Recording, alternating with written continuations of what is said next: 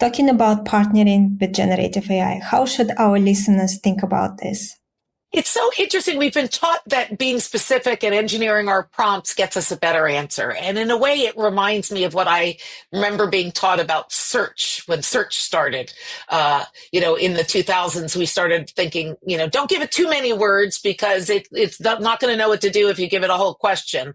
And so you got to be specific about which words you pick and the order, and so we were taught how to make good searches happen. And so right now, a similar movement around prompt engineering is happening with generative AI, where people are really being taught how to choose words to get the proper answer out of generative AI.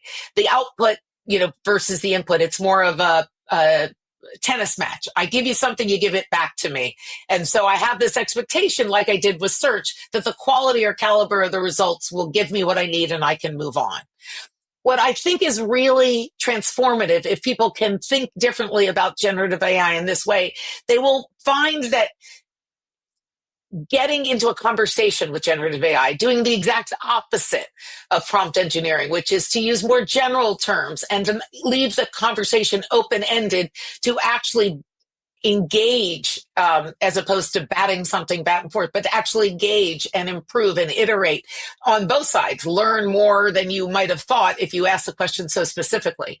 And so when you ask the question more broadly, it's going to let AI go explore more broadly. You'll get an expansive set of results. When time is of the essence, that's not what you want to do. So that's why prompt engineering is great. It's speed to answer.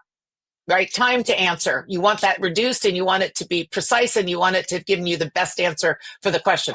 But when you use these structured creative frameworks, what you're looking for is time to think, using that time to evolve a thought into different tributaries of thought that you could go down to see if you really fully understand the implications of certain things, or to challenge the thinking of AI, to take the time to say, why did you come up with that answer? Why didn't you think of this answer?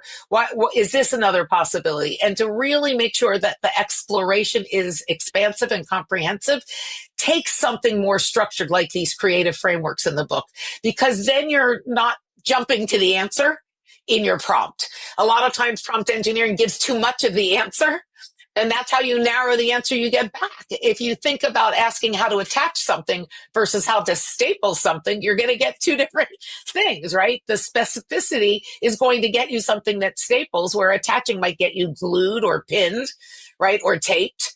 And so I think when we use prompt engineering, we want a specific answer, and the specificity is in the prompt.